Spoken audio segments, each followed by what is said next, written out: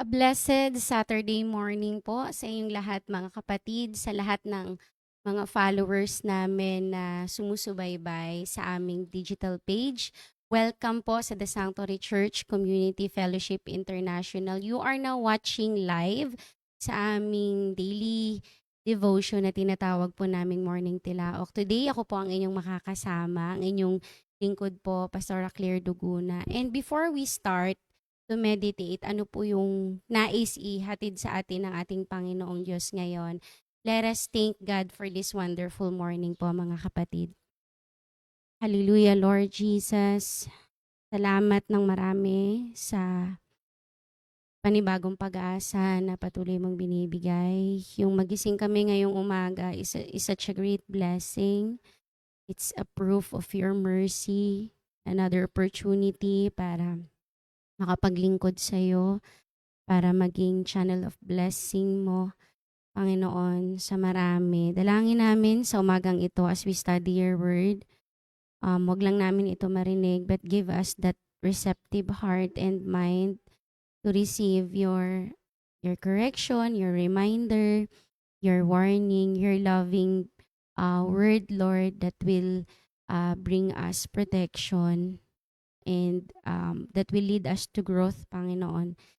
God, samahan mo kami at sa mga kapatid namin na sumusubaybay nito at maaabot ng iyong salita, Panginoong Diyos. It will give them hope and courage na magpatuloy, Panginoon, sa paglilingkod sa iyo. Marami pong salamat. In Jesus' name, amen and amen. So our focused prayer po sa buong week na to is all about growth in God's discipline. And our prayer focus specifically for today po, no? Grabe ang bilis ng panahon. Today is July 18 na po pala, no? At ang prayer focus po natin is pray to value God's correction as a means of spiritual growth. So, ang focus verse po natin dyan will be coming from Hebrews 12 verse 11 in Amplified Bible po version. Ang sabi dyan, please read with me. For the time being, no discipline brings joy, but seems sad and painful. Yet, to those who have been trained by it, afterwards it yields the peaceful fruit of righteousness, right standing with God, and a lifestyle and attitude that seeks conformity to God's will and purpose. So I entitled this morning message po ng The Blessing of God's Correction. Tandaan po natin sa buhay natin, we will face many types of seasons ng ating buhay, no? At hindi laging masaya. There's a season talaga na malungkot. And specifically, there's a season of discipline, pagdidisiplina. Kasi not all the time, consistent tayo. Tama po ba? Kaya ba nating aminin yun? Not all the time we are consistent on doing what is right, what is good, and what is pleasant, lalo na sa harapan ng ating Panginoong Diyos. Tama po ba? So, kaya may time na dapat i-correct tayo or kino-correct talaga tayo. And sa focus verse natin today, it shows us na during the time of discipline, sa season ng discipline, hindi talaga yan masaya, masakit. Masakit, sad and painful for a moment. Pero ito yung gustong sabihin sa atin ng author ng Hebrews 12 verse 11. Number 1, ang gustong ituro sa atin sa season ng pagdidisiplina is to embrace God's correction. Because God's correction is hindi lang yan pinahintulutan ng Panginoong Diyos para pagtripan ka lang, para wala lang. It's always intentional. And it is always an expression of His love. Tandaan niyo mga kapatid, walang tatay na gusto, walang ama o walang magulang, no? Maliban na lang talaga kung iba ang pakay. Pero alam ko walang magulang na gustong mapahamak ang anak. What they wanted is a good future. At yun ang the best din. No, lalo na sa Panginoong Diyos. What He intend for us is for us to grow, for us to be a better version of ourselves. So, yung disiplina ng Panginoong Diyos, this is not a sign that He rejected us, but it is actually an evidence of His loving care bilang ating Heavenly Father, mga kapatid. So while correction may be uncomfortable for a moment, no? But ito ay kaparaanan ng Panginoong Diyos. It is His way of guiding us away from the harmful paths. Sabi ko nga kanina, not all the time consistent tayo in doing what is good and what is right. Kasi possible that there are factors that can distract us on obeying Him. Kaya yung correction, inaalaw ni Lord yon para ilayo tayo sa pwede makapag-harm sa atin. And it is His way on shaping us into a man, a woman of God that He has called us to be. So rather than resisting His correction, mga kapatid, kasi masakit talaga, but when we embrace it, we should, it is a way, no, pinapakita natin that we are cultivating a humble and teachable spirit na wini-welcome yung gawa ng Panginoong Diyos sa ating buhay through His authority na itinagan niya sa ating buhay. Hindi naman direct si Lord talaga magko-correct sa atin. He put people in our lives to bring that correction.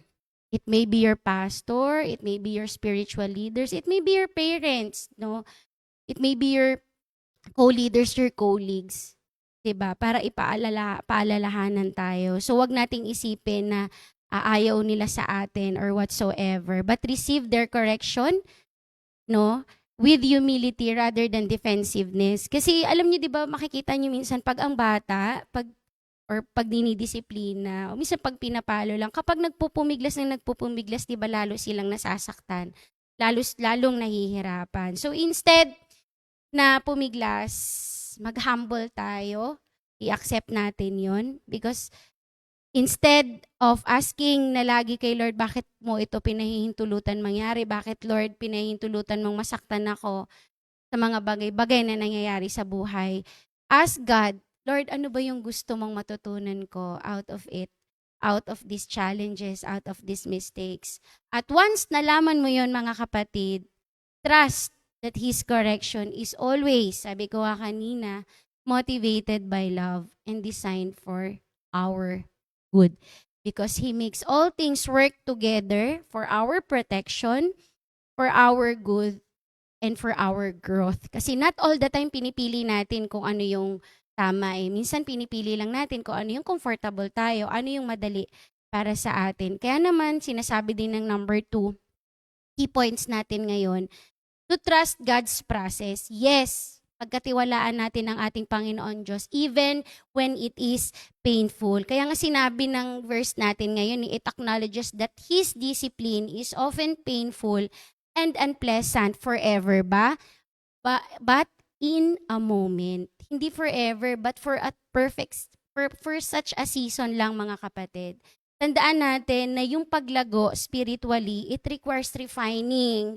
No, gaya ng gold, dinadaan yun sa apoy para maalis yung impurities and lumabas yung pure na pagka-gold niya. And gaya ng isang halaman, no, sa mga plantita at plantito dyan, kailangan ng pruning, di ba po? At yung pruning, ako dati di ko naiintindihan bakit kailangan putulin. Ang ganda naman nung sanga, ang ganda naman nung dahon, pero bakit kailangan i-prune? Kasi part 'yon para mas lalong lumago, tumubo ng maganda at magbunga ng maganda yung isang puno, yung isang halaman. And God's discipline at yung spiritual growth, it stretch us beyond our comfort zone. Kasi sabi ko nga kanina, minsan ang gusto lang talaga ng tao, technically, is kung ano yung madali at komportable siya. Pero tandaan natin na ang mga trials inaalaw ni Lord, it's intentional and He used it, yung trials, yung convictions, yung mga life lessons ng ating buhay para i-develop tayo. Ano yung i-develop sa atin? I-develop yung perseverance natin, yung pagtsatsaga, yung pagpupursige, yung faith lumalim, yung wisdom mas lalong mag-sharp at lalong mas maging Christ-like yung ating mga character.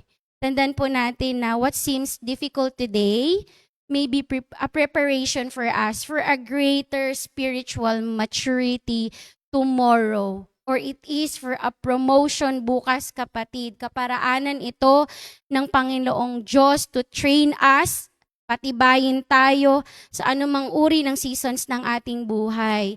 'Di ba? Hindi papayag ang Panginoong Diyos na i-deploy ka lang sa world na hindi ka na-equip thoroughly sa salita niya. So, yung training, yung challenges, it's a part para lalo tayong tumibay. Para kung dumating man yung seasons ng testing and refinement, yung pruning, yung stretching, we will remain faithful sa paglilingkod natin sa ating Panginoong Diyos. So let us view yung mga difficulties, yung challenges sa buhay natin as an opportunity, yung discipline as an opportunity para lumago at hindi para lumayo at magtago. Minsan kasi pag hindi na natin kaya, magtatago na lang ako, ayoko na lang.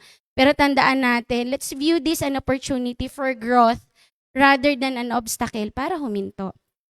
Let's focus on God's purpose instead of our present discomfort. Kalimitan yung iba, hindi lahat, yung mga gustong magpapayat, maging athlete, hindi sila tumatagal eh. Training pa lang umaayaw na, first day pa lang napapagod na, hindi na bumalik. Why? Kasi hindi nila kaya yung disiplina ng training period.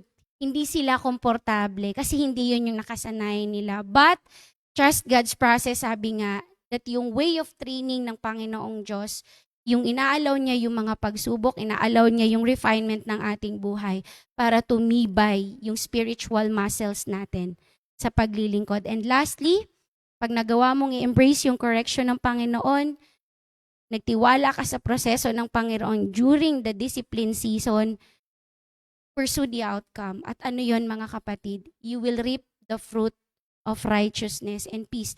Tandaan mo, may mga condition si Lord eh. Sasabihin niya to, pero afterwards, ito yung mangyayari sa buhay mo. At ang ultimate goal ng pagdidisiplina ng Panginoong Diyos is for us to be fully transformed in His own image, mga kapatid. And as we submit sa training ng Panginoong Diyos, our life begins to reflect His righteousness.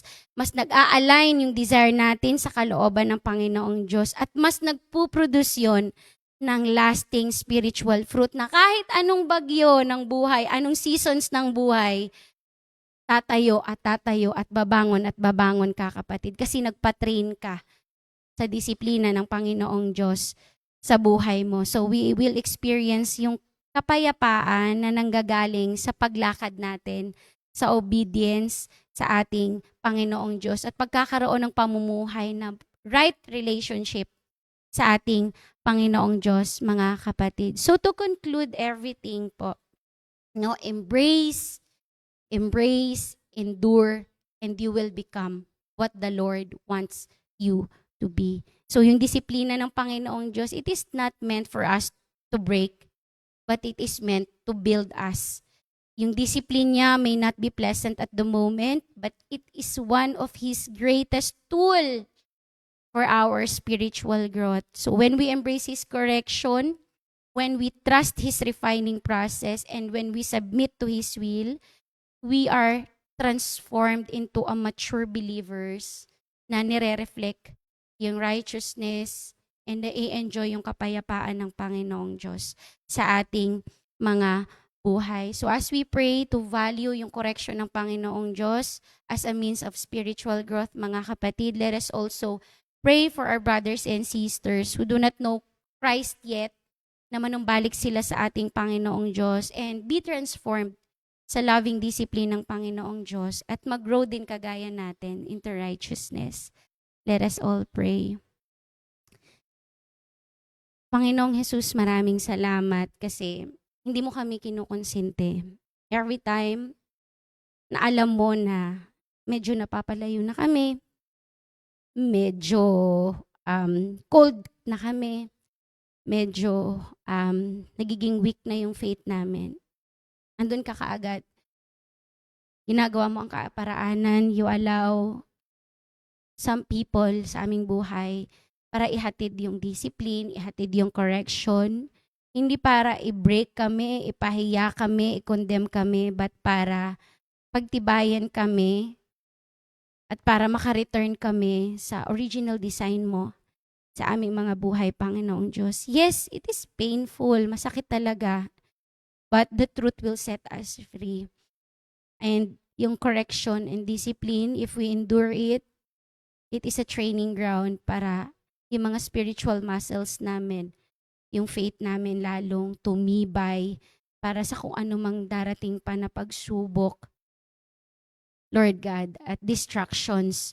Hindi kami basta-basta matitinag. Salamat, Panginoon, kasi your way of correcting us is a way of your protection para mas lalo kaming mapalapit sa iyo at mas lalo naming panindigan at magpakatatag sa faith and truth na natanggap namin mula sa iyo. Lord, sa mga kapatid ko ngayon that marahil they are in season of correction ngayon, in season of discipline, I pray that they will endure it hanggang dulo at magfo-focus sila.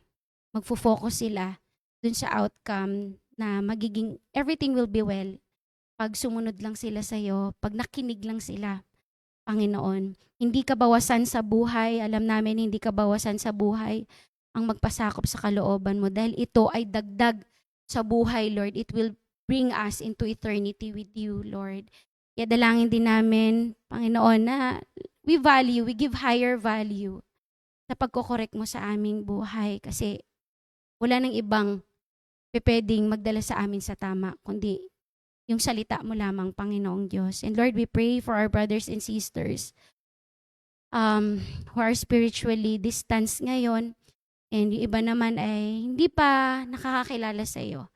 Na Lord God, yung correction mo, yung discipline mo sa kanila ngayon ay embrace nila and it will bring full transformation sa kanilang buhay, sa kanilang pamilya, sa kanilang career, Panginoong Diyos.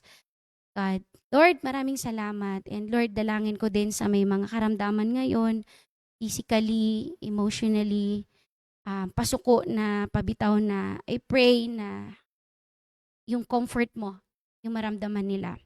That they will be reminded of your goodness na natamasa na nila na minsan pa. Lord, salamat kasi hindi ka nagpapabaya. I pray for our nation, Philippines, Panginoon Diyos. Maybe nasa season or period kami ng correction mo ngayon, pinuprune mo kami. But Lord, allow na yung fruit of righteousness and peace, Panginoon, marip din namin at your proper time, in your perfect time, Panginoong Diyos. Maraming pong salamat. You all the glory, honor, and praises in your name, Jesus. Amen and amen.